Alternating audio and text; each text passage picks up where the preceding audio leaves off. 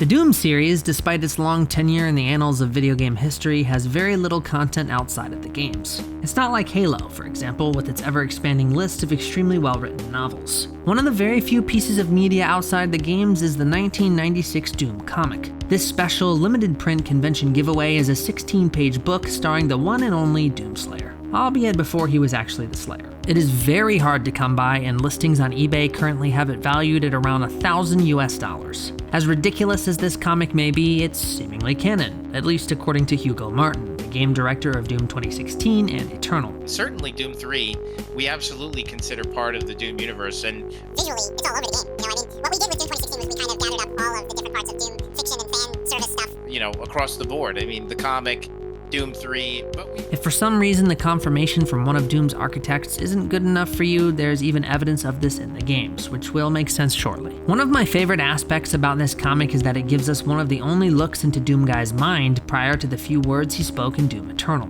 Thanks to this goofy story, we're able to see what he was like before he went insane, endlessly fighting demons in hell. He was snarky and sarcastic, to say the least. His behavior and attitude was extremely similar to another demon-killing, chainsaw-wielding badass.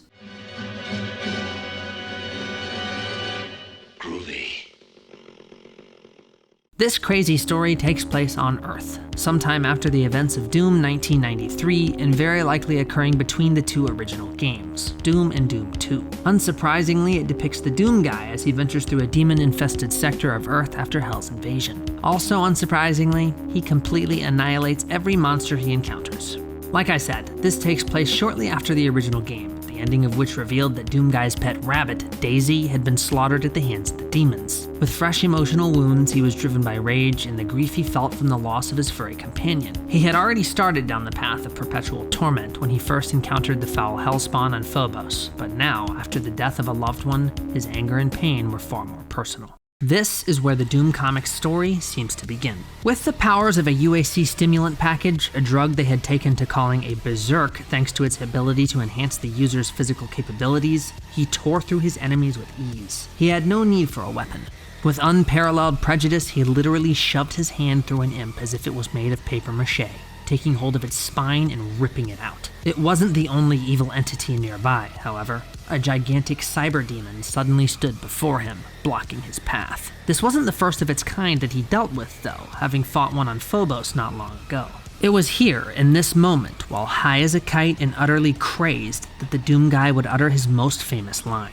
A series of words he would continue to repeat like a mantra for hundreds of years and through incalculable battles he had yet to experience. A string of syllables that would become ingrained in the history of heaven and hell themselves. Words that would strike fear into the hearts of the wicked and hope into those who were not.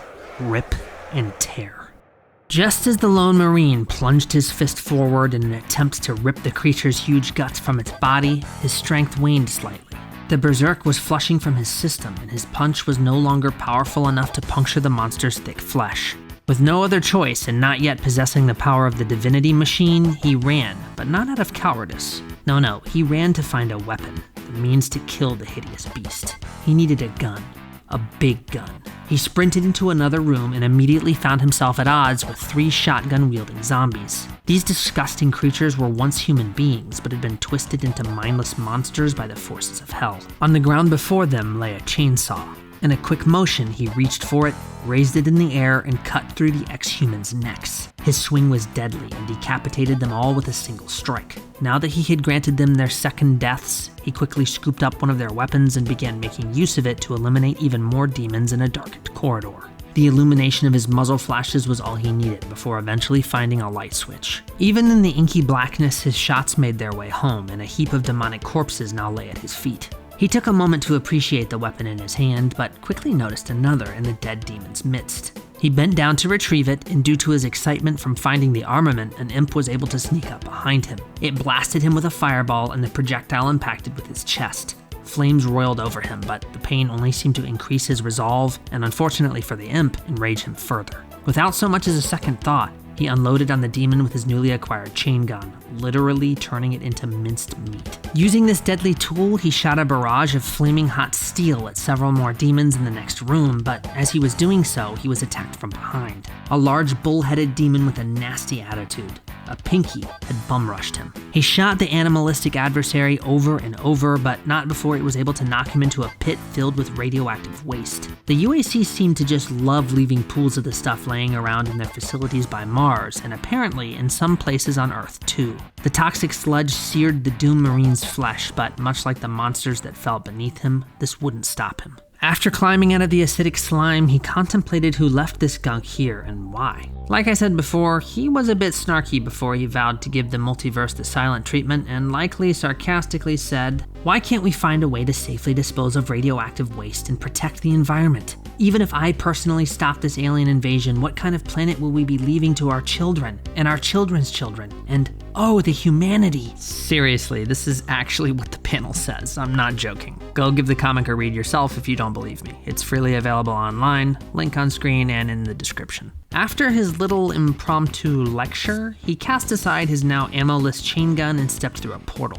The instant he rematerialized, he laid his eyes on a plasma rifle, but guarding it was a small group of cacodemons, large cycloptic ovoid monsters with a mouthful of teeth, and the ability to hurl psionic projectiles from their gaping maw. Fireballs shot at him from all directions, but he dodged them with ease, leaping towards his newest prize and taking hold of the gun. Before he was able to fire at the cacodemons, he was hit by an invisible force, an entity he instantly knew to be a specter, a transparent version of the Pinky. The area was littered with explosive barrels though, so he didn't need to see his target. He fired a round into the drums and they exploded, eviscerating the specter and likely killing the cacodemons too. Once he entered the next room, he laid eyes upon the weapon he had originally sought, the BFG 9000, a truly big gun.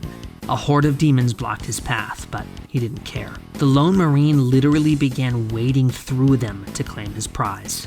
With the weapon in hand, he shed a tear of joy, for he was about to make the cyber demon he encountered before pay. With newfound confidence, he strode forth, BFG in hand.